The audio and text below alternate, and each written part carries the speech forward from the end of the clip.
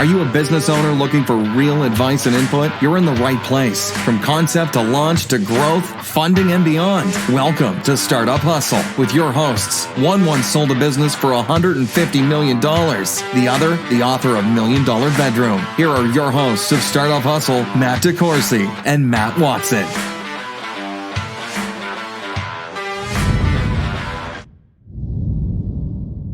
And we're back. Another episode of Startup Hustle. Matt DeCoursey here with Matt Watson. Hi, Matt. What's going on, man? Oh, we got a real hairy topic to address today. Damn, I was going to say the same thing. How can you do that? I win. You should host the show.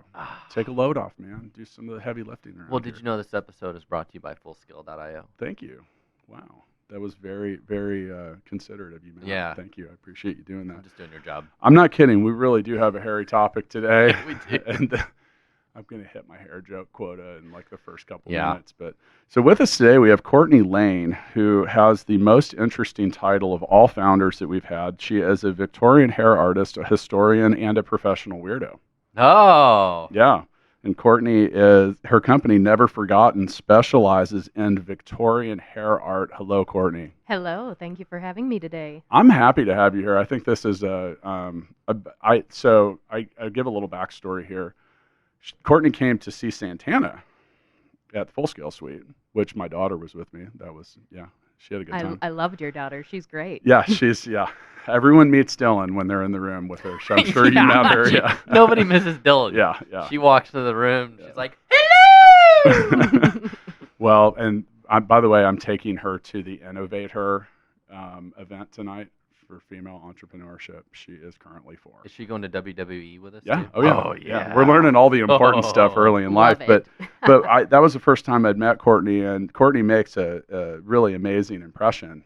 And we'll talk about that and her personal brand in a bit. But then later I was trying to explain to my wife, Jill, exactly what you do with Victorian hair art. And I was really terrible at it. So I was like, you know what, we need to get Courtney in for the podcast because no one knows better what it is than she does. So Courtney, what the hell is Victorian hair art? What is Victorian hair art? Well, it is widely known to be from the Victorian era, 1800s, although it is older in art form than that. But the Victorians were the ones who really made it an industry, and they really, really fell in love with hair art, where they would actually take the hair of their loved ones, the hair of their family members, and they would turn it into a piece of jewelry that they could wear, or they would put it in a work of art that they could keep on their wall. And so it is essentially a relic of your loved ones. It's a piece of your family, a piece of your loved ones that you can keep forever. Okay, I need some help here. Who are the Victorians? The Victorians. That's a good question, actually. That's a great question. Well, the Victorians get their name from Queen Victoria. So we're talking about the 1800s. So we're going back to the 1800s here. Who is Queen Victoria? Queen Victoria. Who is Queen Victoria? Man, we're gonna have a pop quiz. I mean, is this like England, or are Yes. we talking Queen of Germany here? Or Nope. who are we talking about? This is England. England, Although okay. I don't this think Germany has a queen, dude. Long time ago, everybody did. Did they? Yeah, one Maybe. time. Queen Victoria was in many ways the last great monarch in England. Okay. And she was right up until 1901. So we are talking mid to late 1800s is the Victorian era. Okay. So this is an era, obviously, before the modern technology that we have today. It was very much a different time. And it was around Right before the Industrial Revolution kicked in, and then Yes. World War I kicked in. And it's also right around the advent of things such as photography. So the Victorians did have photography. They could capture the image of their loved one. But in their eyes, having a physical part of their loved one, like a lock of hair, was even more precious, even Okay. more sentimental.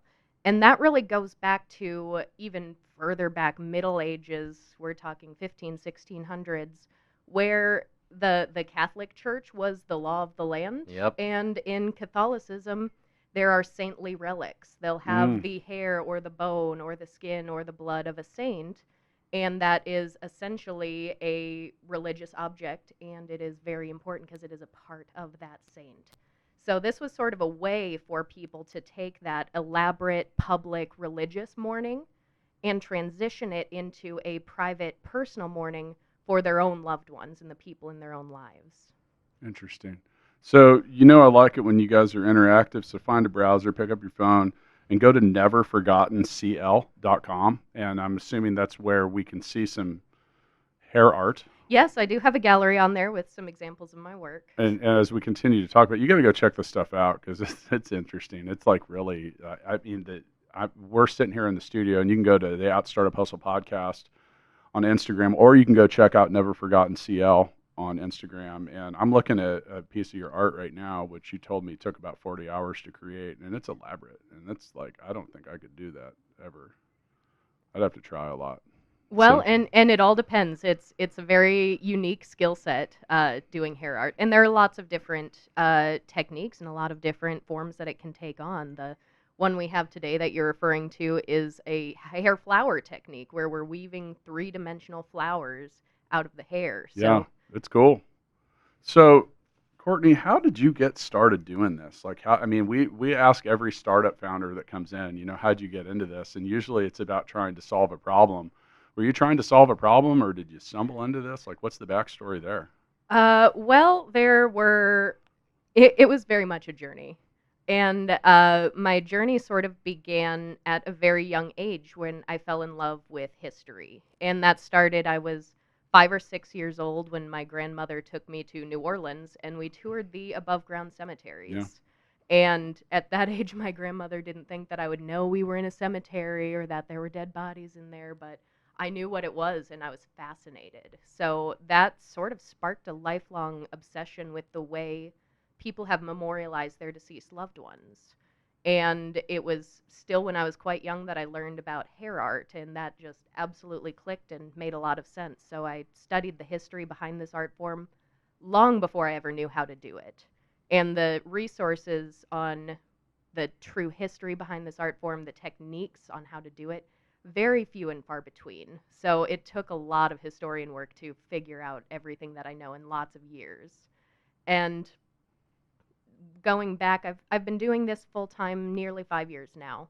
But when I first decided to do this full time, I actually owned an insurance agency. And I just kind of thought that this is what I need to be doing. I need to just sell my insurance agency and do this full time. Even though it's essentially a dead industry, it's been dead as an industry for about 100 years. So, but it's not though, because you told me before we started recording that you've got like a multiple month backlog of orders, so it's not dead. I mean, I do know, yes. Yeah, but I mean that's impressive. I mean, what any service or any kind of any business like that. I mean, that's not. Your problem is that you can't make the stuff fast enough. Mm-hmm. I mean, there are worse problems to have. Like there's some, that boosts the value of what you're doing in a lot of different ways. So congratulations on that. So Thank you. Do you do all of this yourself, or do you have a team? I do all of this myself. Okay. Yep. All of the hair work is done by me, and all of the educational resources I put out online is done by me. My husband's a software engineer, so he builds my website, but Okay. that's Well, about it. I would guess since this is sort of a lost art, the more you can share online about how to do the art, the more it would help you attract customers. People that are Yes. researching the topic. Like you are. This is a great example where you can be an influencer, an expert Yeah. in the topic.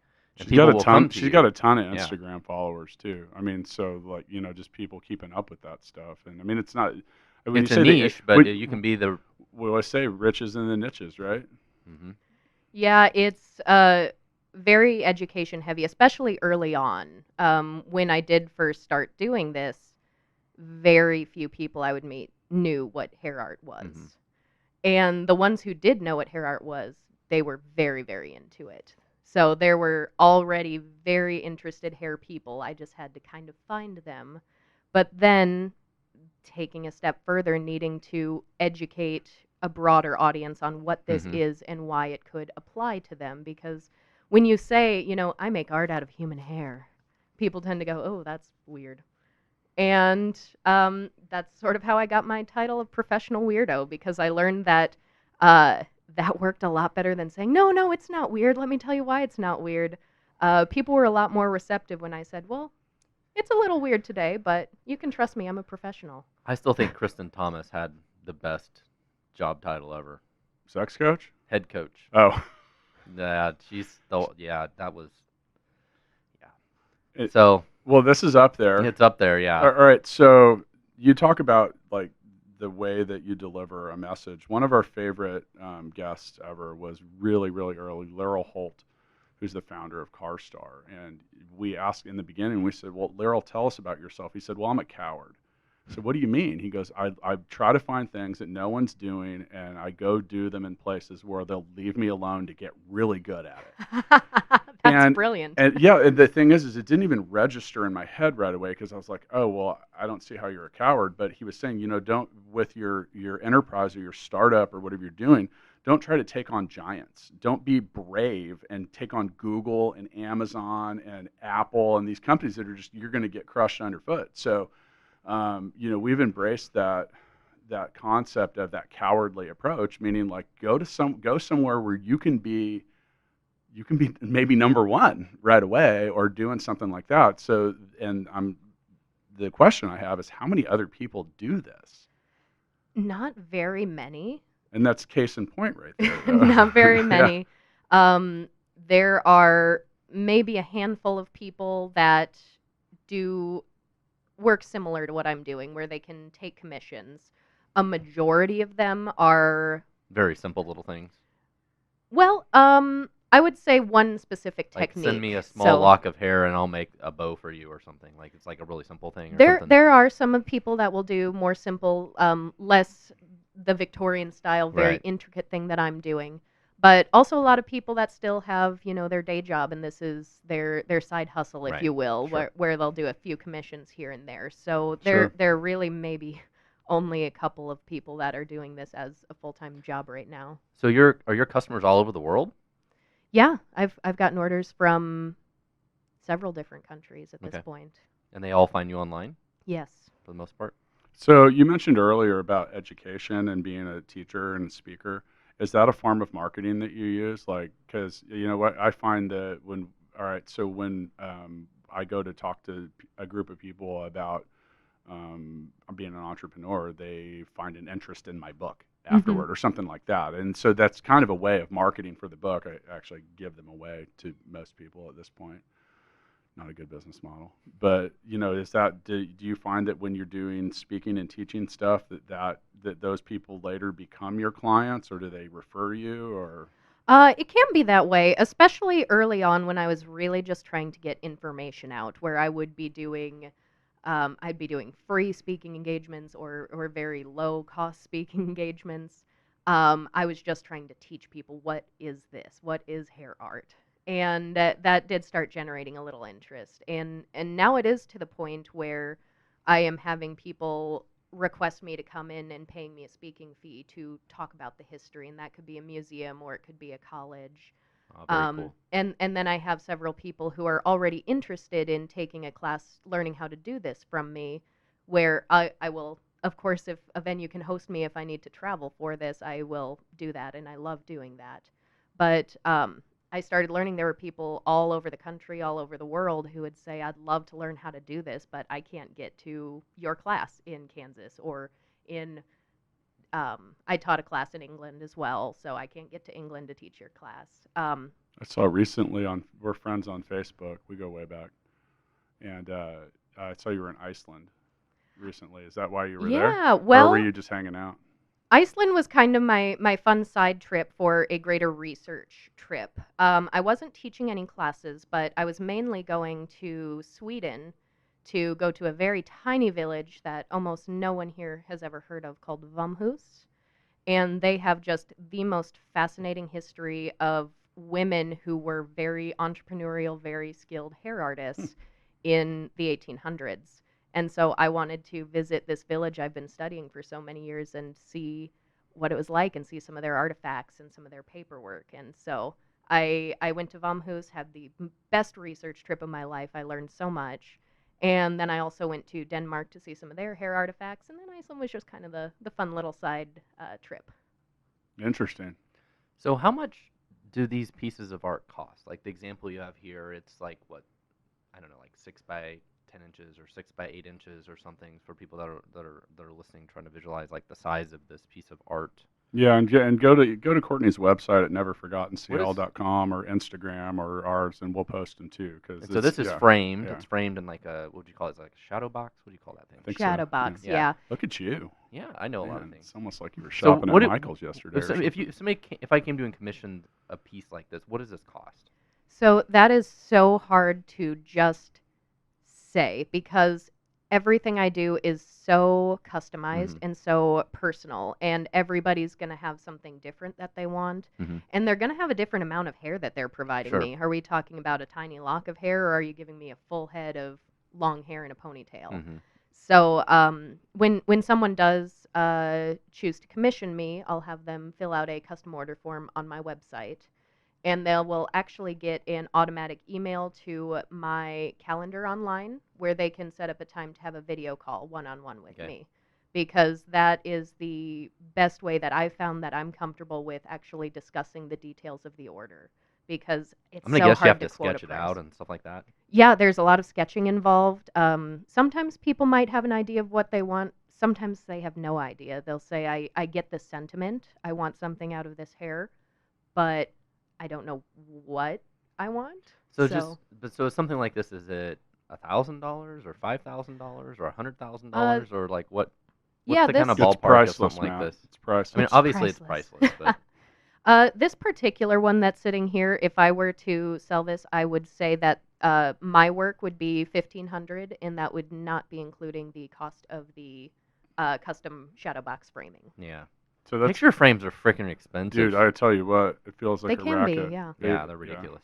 Yeah, unless you make them yourself. I don't know what's so expensive. I want to see you make that frame.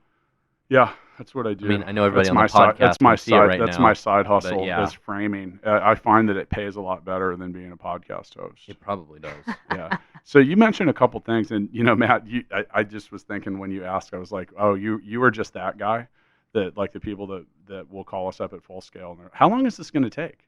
How much is this going to cost? It's like it's so variable. Yeah. No, and I mean that like that. But and then one of the things that, and for those of you listening, this is always a red flag for me. I don't like the clients that would be like, well, whatever you think is best.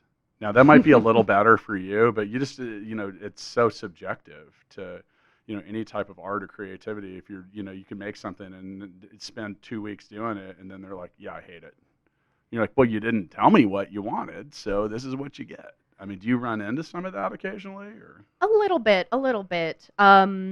It depends on the project, but I will still try to have a conversation with someone. So, for example, if someone's giving me the hair of their mother and their mother's deceased, this is very special hair to them. Yeah. And they might say, I don't know what I want, and I want you to do what you think is best.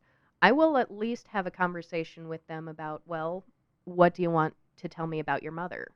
What did she like? What colors did she like? What patterns? What kind of clothes did she wear? What was important to her in her life? And I find a lot of my clients actually find it to be a bit of a healing thing to be able Sure. to talk about why this is special. And normally in the process of that conversation, they'll have a light bulb that just clicks and say, that's what we're doing, because you get to thinking about the person, because we're trying to memorialize someone here, and that's whether they're deceased or alive. This is a monument to this person, and it's a monument to your relationship with this person. Are the subjects, the hair that you're working with, overwhelmingly deceased?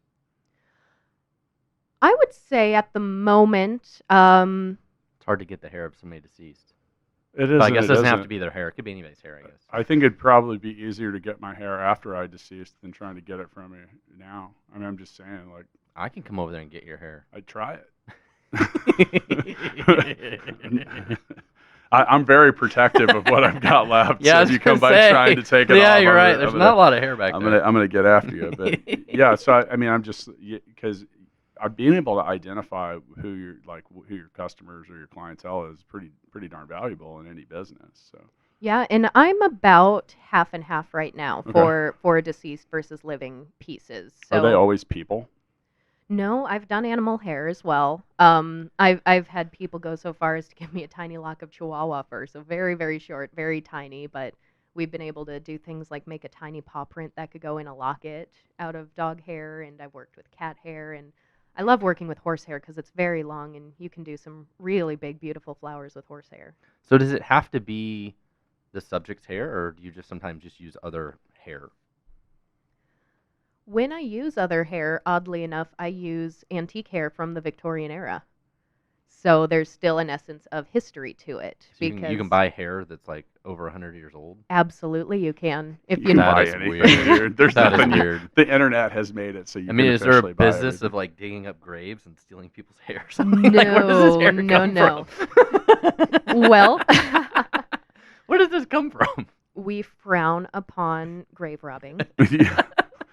But in the Victorian era, this was so common and wildly popular. It was a normal part of culture. But And hair art's been around since before then, because I feel like I've been to museums and seen things made of hair that were like, I mean, I'm talking like almost like caveman style. oh yeah, people have been saving hair for as long as there have been people for one reason Hmm. or another. And every culture has their own reason for why they would save hair or what they do with the hair. So hair is a very heavily ritualized and very sentimentalized part of human life. So does it, after it gets to a certain age, does it get really brittle and stuff like that, or does it last a long time? No, it is extremely resistant to decay because of a strong protein called keratin that's in our hair, in our fingernails. It is going to last for thousands of years, as long as it is kept dry and away from any bugs that might be in the soil that might eat it. Okay. Because hair will essentially only decompose if it is buried in the ground. Okay. But other than that, in a shadow box like this, in a dome, in a piece of jewelry, it will last longer than any of us will. Okay. Wow. I've learned more about hair today in the last 21 minutes than I may have ever known. I mean, I'm serious. Like I find that to be interesting. So I want to talk about your personal brand, and for those of you that are listening, you check out Courtney on her Instagram channel, which is Never Forgotten CL. Now you are you keep the vintage feel going because today you are dressed as if we are in the Victorian time period. Yes, and I often do dress as such. And, well, every time I've seen you, you have been, and it's I mean I don't know, you're wearing a dress that's similar to the time period and a hat that would have been similar. And you do have a cane, which I hope has a sword inside it for some weird reason. This one doesn't. Oh, please But tell me you have one that does. I do, yes. That's what I'm talking about. I yeah. do, yes. And I remember one thing specifically. It was after the night you came and saw Santana with us. You said you had made a comment on Facebook that a police officer had made a comment to you. You're like, spooky, but I like it, or something like that. Yeah, at that concert, as I yeah. was going home, a police officer shines his light right at me and says, "You're scary, but I like it." Well, and this is what we're talking about. But the thing is you build a brand around this, and look, there are 7 billion people on this planet. If it goes well with what you're doing, and it's how people are going to remember you. I started doing this with gold shoes 3 years ago. We're talking about that. Next thing you know, you're giving people gold shoes. They're giving other people gold shoes. Who knows? But that became something that for me that stood out, and others around like Matt's. We have adopted a gold shoe brotherhood. That's right. But people remember certain things, and it's sometimes hard to stand out. So, was that at some point where you're like, okay, cool, this is now intentional. I'm going to support my own personal brand. Well, I have always felt very comfortable with what I want to wear, even if it is elegantly outlandish as it is.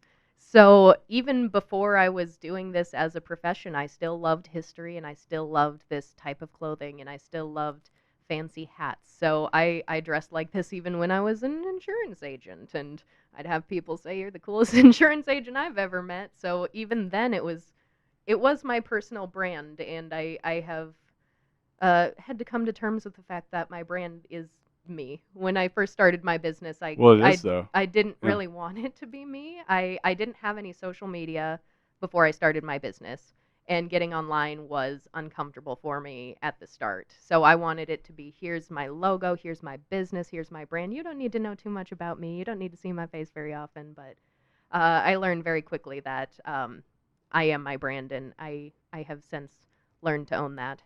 I love it. I think your dress is absolutely beautiful. Yeah. And sadly, we live in a world now where nobody dresses formal anymore. Nobody dresses up. Like, all the girls wear yoga pants or leggings or jeans, and like that is like the end of style. Like, It's known as there's athleisure. yeah, like nobody dresses any way of formal or nicety anymore. No, I And think so it's cool, man. I just think it's you know, I love it. with the history that I have in the music industry, and then also like Jay at Urban Necessities is very, very unique with a lot of that stuff. And I've just really learned to appreciate anybody that I don't know. There's a lot of ways to express your personality, and you know, whatever. Some people are. It's funny. People with the I have had the weirdest comments about gold shoes. A lot of people are like, "Yeah, I'm not brave enough to wear those." I'm like, "It's a pair of freaking Yeah, it's shoes. just shoes. Like, it's not like I'm not like wearing a a shirt with a bullseye on it or something." But it's amazing how many. But a lot of people have pointed out, and one of the things too is like, so right now my wife has purple hair. And she's been saying, she's like, yeah, I'm like 3 people a day are saying something to me. I'm like, well, now you know how the last 3 years has felt. It's just different stuff, but you stand out, and it's amazing how many people kind of express their own insecurity. A lot of Do you people- get that too? All the time. And it's funny that you say her hair's purple, because purple is kind of my default hair color that I always go back to. For at least a couple months out of the year, my hair's purple. And I change it up now and then, but whether it's the color of my hair or my haircut, I have it really short in the back and really long in the front, or if it's a hat I'm wearing or a dress I'm wearing, people all the time say, "Oh, I wish I could do something like that." I'm like, So you can. you can, and All you that's have to do always is what do I it. say Yeah, too. you And can. Right. and yeah, a lot of people just feel like they can't, and I think that's kind of sad. I really do, because I love what I wear. I am never uncomfortable because I'm comfortable in my skin and my clothes, and I'm always hopelessly overdressed for whatever I'm doing. But for me, I'm comfortable when I'm overdressed. I feel like I could have prepared better for today. So obviously you're a fan of the Victorian time, but do you Mhm. also like to go to like the Renaissance fair, and do you like that kind of stuff too? Oh yeah, absolutely. I mean, anything related to history is fascinating to me because Do you have a whole wardrobe for the Renaissance? Not at the moment. No? Not at the moment, but I have had some more Renaissance period things before. It's really whatever I like. I don't try to confine myself only to the Victorian era, but that's the one that most of my followers, most of my fans are familiar Yeah, with. of So course. it's the That's your most brand. easily identifiable for my audience. Yeah. I just realized how much I dropped the ball today because I own a really awesome top hat. Oh, you should have brought the top hat. I know, man. I would have worn mine too. It's like a really nice one. Is it gold? No, it's like a. I mean, I didn't pay like huge money for it, but at some point I was like, man, I would like to have a top hat. It has a feather in it.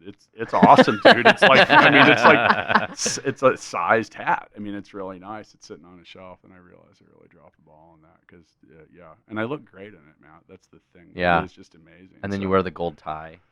No, I do have a With the gold gold tie. It shoes. looks like it's made out of gold. I've actually had, when I have that on, people come up to me. I've had people ask me, they're like, is that really gold? Because it looks like it really is. Yeah. That was a drunken purchase in the Venetian Mall in Vegas, and I don't regret it. It's always funny, you like wear gold shoes or something like that. And people come up, they're like, you have so much money, you made your shoes gold. Sometimes when people make dumb People say comments weird like that, stuff. I'm like, the hardest part is these things are heavy. Like, yeah. So, all right. So, for those listening that want to order or get in line for your art, how are we going to do that? Well, on my website, in my shop, I have a custom order form, which at the moment, as I mentioned, is temporarily closed. So when you go to that form right now, it will prompt you to sign up for my email list, because I have promised that my email subscribers will know about a week in advance when I open orders, as opposed to announcing it to the general public on social media, just because there are lots of people who have been waiting a while. I've had my custom order form shut off for about 6 months now, and I'm still going through my orders that already have a deposit paid to Wow. get them finished. So I anticipate that once I start my order form back up again, I'll probably fill up my time slots very quickly and need to shut it down again. So we'll probably have to take them in And batches. congrats on that. I mean, seriously, like, congrats on that. That's great. Thank you. Yeah. So do you, as you look forward, do you plan to grow and scale this at all? Like find an apprentice to help do this with you, and Are you applying? maybe I think you'd be good. I think you'd be great. At as long this, as I Matt. can wear the dresses too, I'd encourage no it. judging. Yeah. No judging. Yeah. and the purple hair. Yeah. We need to get you a purple top hat. Purple top Oh. hats are people like purple top I hats. could I've see learned. that. That would Maybe be- maybe if you even go all the way in, like velour. Yeah. Yeah, I could see it with Yeah, like a yeah, yeah. cheetah band I'm or- in. with I'm a totally cheetah in. band around it. Yeah. Yeah, and I get that question a lot because I think the entrepreneurial community is very technology, startup, scalable focused right now. So a lot of entrepreneurs in the area will say, "Okay, how do you scale it? How do you take it up?" And sometimes I get looks like I'm crazy when I tell them that I'm not necessarily interested in that right now. Sure. I'm happy and comfortable where I am, and I know as my demand gets up, I can start increasing my own the time for my own work as well. That was my next Yes. question. Increase your pricing. And so there's one thing there, but as far as hiring employees, that's not something I'm necessarily interested in at the moment, at least not for doing the work, because this is such a deeply personal business Mhm. that I know I trust myself to work with the hair of someone else's loved one. And it would take a lot before I would be comfortable having an employee that I would trust just as well. Mhm. And I think if that ever were to happen, it probably would be someone I would take on as an as an apprentice, someone Yeah. I would train myself, someone I would work with and sit with for as long as needed to teach them the skills, my tips and tricks, and see them do a few pieces. But I'm not actively seeking that. If the right person that I felt really had a lot of potential that I wanted to work with came along, I may consider it.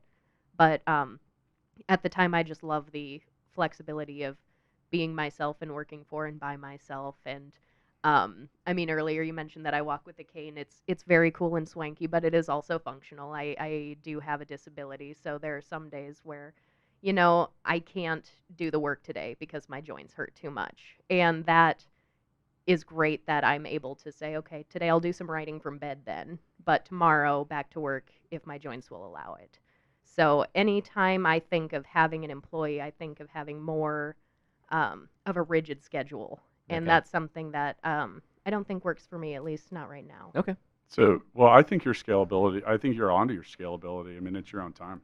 You Mhm. know, it's like, I mean, it's and at some point you'll hit an equilibrium where you get up to a certain amount, and then people won't pay for it, and you'll figure that out. But if you're like the expert, then you're the expert. Well, And it's the same I way with am, an yeah. artist, like someone that's a painter or anyone Well, that does that. I mean, You it's get just, people that pay you to go speak and do stuff like Yeah. that too, and you're like, hey, when I have time to do the work, I do the work. Otherwise, I'm out speaking. And by the way, whatever, that is and- scalable because in the modern way you can deliver that kind of content, you could have a worldwide audience. Mhm. You know what I mean? There's everything from writing books to like this podcast. I Mhm. mean, it doesn't cost us a whole lot of money to produce the podcast and have listeners all over. Oh So, yeah, absolutely, you know, absolutely. it's different for everyone on that. So with that, I think it's time to play mixtape. Oh yeah. Have you played mixtape before? I have not played mixtape. Okay, so you can go to mixtapethegame.com if you want to check it out. So I have pulled a card out of the mixtape deck. I'm going to read a scenario. We're all going to name a song that comes to mind. We will vote for the winner. You may not vote for yourself. Okay. What song would you play during a job interview to convince Kevin Bacon to hire you? Wow, Kevin Bacon. I mean, I guess it's got to be Footloose. I feel like that can't even be an answer No, because that's not you allowed. want to get Okay. the job, right? Do you know how Yeah. how many Footloose comments Kevin Bacon has probably heard Probably. over the years? Like that would be my one advice to not use, but One of my employees has a restaurant in Springfield, Missouri, and Kevin Bacon was doing some kind of show in Springfield and went to his restaurant. So I have like 2 degrees away from Kevin Bacon. we all do apparently. Yeah. So I'm gonna say I already used taking care of business this week. This is an interesting question because you're at a job interview. I think the real question that we've got to answer is, do I really want to work for Kevin Bacon? Is this a What's tough the one? job? Is he giving me his hair so I can make something for There him? you go. It There could you be. go. It could be, There you yeah. go. Let me rephrase the question. Okay. Kevin Bacon has filled out your online order form for Victorian Hair Art, and while you are creating it for him, you listen to what song? Boom. Wow. Oh, okay. Oh, There we okay. go. Well, for an absurd scenario, I feel like we need an absurd song. So I'm going to go with "Oh Fortuna." I don't, and that is. Oh man, that's an old, very dramatic, operatic classic. Like, Mm. oh, You're required to sing it now. I'm required to It- sing "Oh Fortuna" on a podcast. You're allowed to sing when we encourage that, and so what? It's much better than dancing on a podcast for sure. What am I gonna go with? This is a tough one. This Well, is a since tough now one. I'm making something for him, it's got to be Footloose now. So, yeah. Courtney, you get my vote. I'm abstaining for. My timer ran out, which by the Okay. way happens on Mixtape the app, which we're Yeah. going to be playing real soon here, and we're going to have we are doing a lot of stuff with that. Okay, so Oh Fortuna wins. Yeah, Oh Fortuna, yes. congratulations. Oh, Fortuna. Congratulations. Do not play it. I do not want to trigger copyright infringements, Matt. Yeah, Oh. that's right. Don't do that. By the way, you can't do that. You will like Apple and others, so they don't like it. Yeah, YouTube especially. Don't. Well, if after this podcast, or if any listeners want to look up that song to listen to it, it is the song that I use to pump myself up because it is very dark and very dramatic. And when I hear that song, I just think there is a presence here, and I secretly try to be that presence. Wow. Okay. That's like your walk-up song, Yes. and I like that. All right. So as we round out this episode, we have been ending each episode with what we have called the Founders Freestyle. What would you like to say to the world, Courtney? Go for it. Can be anything. Can be anything. What would I like to say to the world?